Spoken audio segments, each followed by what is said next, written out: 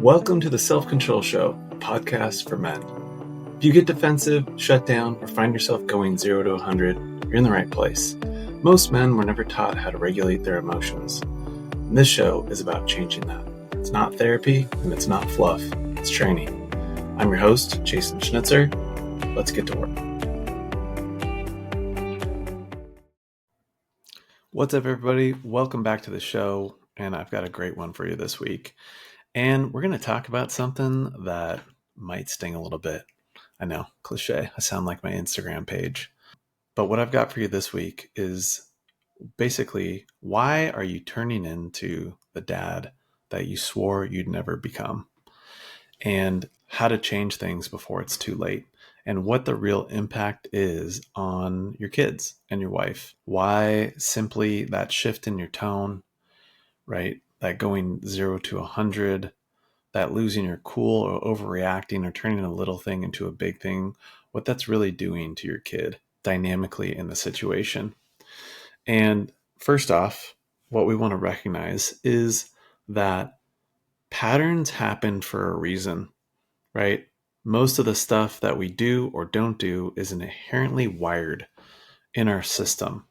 And that wiring, attachment theory would say that it happens between the ages of 0 and 7. And for a lot of us, it's like, well, that's so far in the past. Like, who cares, right? How can something back then be impacting me now?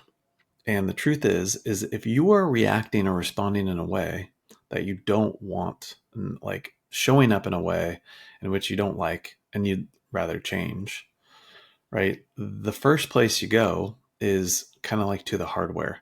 Like when you think about it, if you are building a vehicle or a truck, let's just say, right? And you're like messing with the radio and you hit the AM button, but then the FM button goes, right?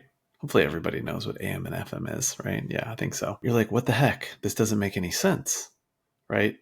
But if you think about your like nervous system as like a vehicle that you've been more or less part of building since basically you were born, right? Sometimes in our most formidable years, we wire stuff in that we don't even realize, right? Because we don't know what we don't know. And we don't actually have the proper skills, knowing, hardware, ability to put things in the right places. That's because we don't have a prefrontal cortex. So what do? We make shit up, right? And we give things value that we may or may not need anymore, right? And what's a practical example of this is like caring what people think, right? Why do we care what other people think when we know that their opinions don't matter and they're not really thinking about us as much as we think they are? Well, when did we need that? I don't know. For me, it was like back in elementary school. Your social credit score amongst your friends was pretty damn important, because if you weren't accepted by that group, well, you were discluded, and that fucking sucks, right? It sucks not being included in games or in fun things when you're a kid, right? And so you kind of learn that and you take that on, and that gets wired into your nervous system. And then you wonder why you care so much about like what people think when you're older. And guess where that also plays out? With your mom and dad, right? Basically, everybody's biggest fear is like, am I good enough and am I going to be accepted? It's no surprise that when you are around people that you care about, aka your mom and dad when you're younger, right, in your impressionable, formidable years, how your behavior impacts them matters a lot, right? Because think about it. If you're not accepted by your parents, what happens to you? Practically, you get kicked out of the family. Let's say worst case scenario. That means you're dead, right? Big, scary things. And although some of us may or may not be aware of that, we go there, but that's essentially like the survival instinct that kicks in, right? Oop, don't do that. that makes dad or mom not happy, which like is scary and not okay. And the reason why we don't basically like flip it around, are able to be like, oh, mom and dad are just having a bad day, right? That's their own stuff being projected onto me because we don't fucking know, right? We're egocentric as kids. If there's a problem, if mom and dad are fighting, what happens? We make it about us, right? It's like, oh, what can I do to do something differently so mom and dad aren't upset? And that's just kind of the natural way of how human and child development works. So, practically speaking, like that is being played out again with your kid.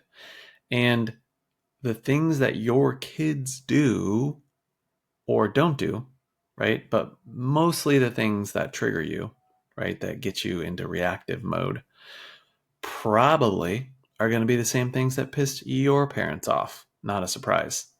Even though going through that, if you're honest with yourself, you probably didn't like it very much, right? And here you are, like doing the same thing over again, right? Even though when you were in that, you're like, this fucking sucks, right? Well, like an example of that would be basically like, hey, do as I say, right? Don't question my authority. That's disrespectful. Even though the thing that like your parents are saying like might not make any sense to you because it doesn't, right? But you still kind of had to like grin and bear it and just like put up with it. And here we are doing the same thing. We're like, what the heck, right? And maybe that's being pointed out by your spouse, right? Maybe the tone that you're using is like a little aggressive with like your 4-year-old, right? Even though they're doing 4-year-old stuff, a lot of times, very simply, like our kids are doing something that's very age appropriate. 4, 5, 6, 7, 10, right? Teenager. And we're the ones that are losing our cool. And that's a problem, right? Because you're the adult, they're the kid. They're supposed to be acting like that, and you are not supposed to join them. That being said, there's a practical reason why that happens. And I hear it all the time. Like, oh, I've got 3 kids, but the one that annoys me the most or the one that triggers me the most just so happens to be my son, right? Who's just like me, or my daughter, who's just like me, not the other ones. Hello. Do you not think that that's like for a good reason? It's not just by happenstance. That is your nervous system reacting. And what happens is before you even realize it, it already takes over, right? You tense up, your breathing changes, it gets shallower, your chest tightens, right? You get that hot flash, maybe your palms get sweaty, right? And then next thing you know, you're reacting, right? Your tones change, you're being way harder than needed to be, right? Maybe you're just like running late and you're overwhelmed, and then you get kind of nasty, right? Or you get a little intense with them. It's so easy to say, yeah, but I don't hit them, right? I don't ever get physical. It's just, I just raise my voice, right? It's not that bad. And I'm here to say, like, how do you know, right? Because sometimes, like, when you're in a situation that there's like physical stuff going on, it's obvious, right? Hey, that's not okay, right? Oof, physical, ugh, right?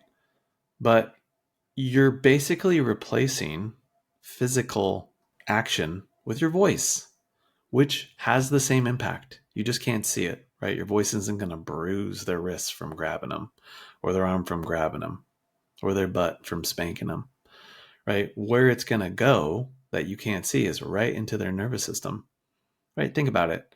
4-year-old that weighs 30 pounds, 35 pounds, 40 pounds, whatever, right? And you 150 to 250 pounds. And you were a big, intimidating force for a kid, even though you're their dad. And even though you'd never like physically hurt them, just the fact that your size is what it is enough to be triggering for them and like, oh shit, I'm not safe, right? That's scary. That's big. Oh my gosh. There's no freaking way that they would ever win in a fight with you. No way. Right. And so that's going to have a way more significant impact on their system than you think, right? When you think about like, I don't know, the practical example of this is like you've got a cup of water, right? You're like a gallon full of water, and their cup is like a little tablespoon. And like you just pour out a little drop, like just a little stream, right? Just for a second or two. And you're like, that was barely anything. But their little tablespoon is like overwhelmed and overfilled. And it's like, oh my God, it's splattering everywhere and they don't know what to do. It's a matter of perspective. And if you can't see it that way, right? Think about like a 4-year-old lifting a 20-pound dumbbell. Right now, you're like, fucking, it's 20 pounds. No big deal. Right? This isn't heavy. But the capacity in which you experience something, nervous system science, attachment theory, would say that's what matters, because that's when the wiring happens. And going back to like building your truck, if you're wiring something in at 4, 5, 6, 7, 10 years old, 14 years old, you have the capacity at the time to wire that in, right? That wiring doesn't change. Your nervous system's still your nervous system when you're 40, when you're 50, when you're 60. So when you have a reaction or a response like a child, when you're an adult, that's a telling sign that there's some wiring going off in your nervous system, most likely because your dad or your mom had an impact, right, on you. And your kids are going to trigger that same pattern, right? And it's not a surprise and shouldn't be a surprise. I mean, this is like basic science now, that that pattern repeats, right? So what you're doing when you have that change in tone, right, over a little thing that's not a big thing, although it seems like it's, not that big of a deal, that is probably just about the most confusing thing for a kid that there is. Because if you can't make sense of it, they sure as shit can't make sense of it. And that's confusing, right? So they basically don't know which version of dad they're going to get, the angry version, right? Or the calm version. And that leaves you in a state of confusion. What that does is it changes their focus, because like they're learning how to be little humans. They're having the same big emotions that adults have with basically no capacity to regulate them. So they have to shift their focus from figuring out how the fuck to be a human being to, oh my God, is dad okay? Right? Like, oh, what's going on with him? I have to make sure that, like, oh, let me check him out, notice his patterns. Oh, he's going quiet. Oh, he's got that look. Oh, he's breathing that way. Oh my gosh, his tone changed. Right? They're gonna have to start to worry about and sometimes even regulate you before they can even figure out what's going on for them. Which ultimately, what that leads to is people pleasing, being a nice guy, right? Being a pushover, putting other people's needs before your own, right? Which, you want to be able to have empathy, you want to be able to like help other people. But if that's chronic and that's all the things that you do, right? You like turn them into little like yes men that just like do exactly what you say. And that's crazy. Crazy part is like some people think that's a good thing. Oh, my kid's so obedient. Okay, go run off a cliff, right? And that's like an extreme example. But that like when you like take away their ability to like look at themselves first and like develop their voice, right? And you are, without knowing it, shutting it down, really suppressing it, and then turning the attention to you versus themselves. That's what they're learning to do.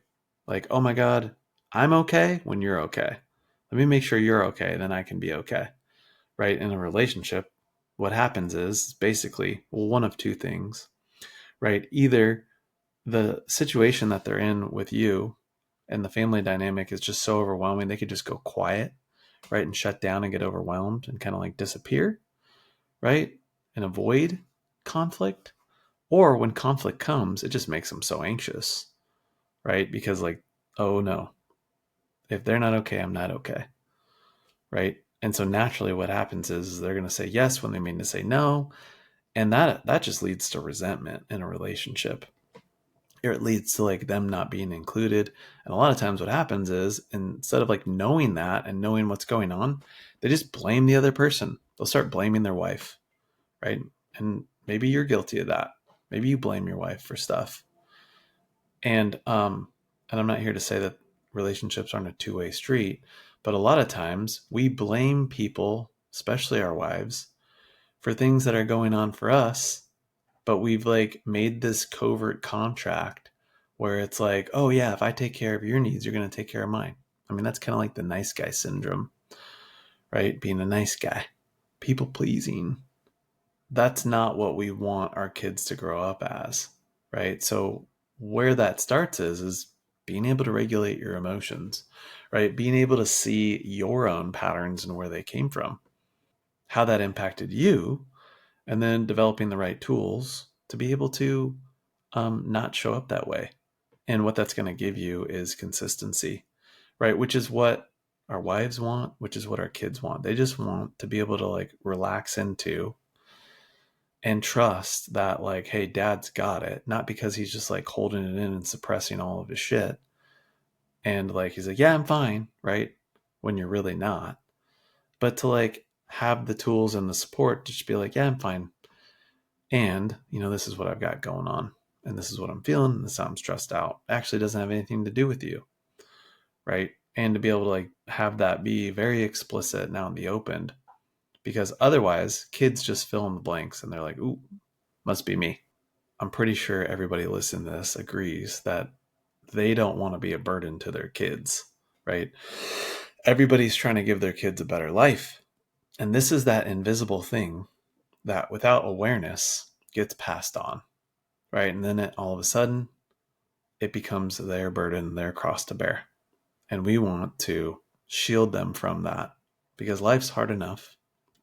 And we want to give them, of course, the best opportunities we can, financially, opportunistically, with all of our resources the best that we can. But mostly, we want to be able to support them.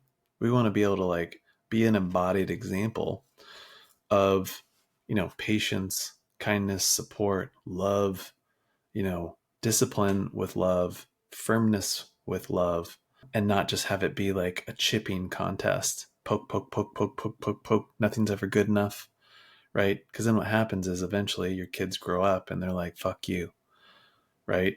Yeah, thanks, right? I didn't need all that shit. What I needed was a dad who could be with me when I was having a hard time so I could figure it out for myself, right? Not set crazy high standards that he doesn't even abide to, right? All I saw was dad tell me to do stuff and then he did something differently. Told me I should be nice and respectful and not raise my voice, and then he went around and did that himself. And again, a lot of times that's what we grew up with too, right? And we want to put our money where our mouth is. We want to be able to walk the walk and talk the talk.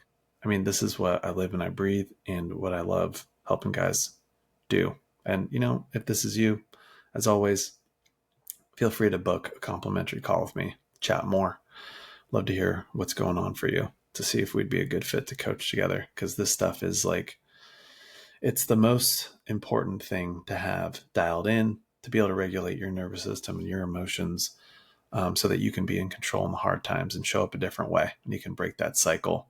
Write your own story so it doesn't have to be the way that, you were raised. So thanks for tuning in, guys, and we'll catch you next week.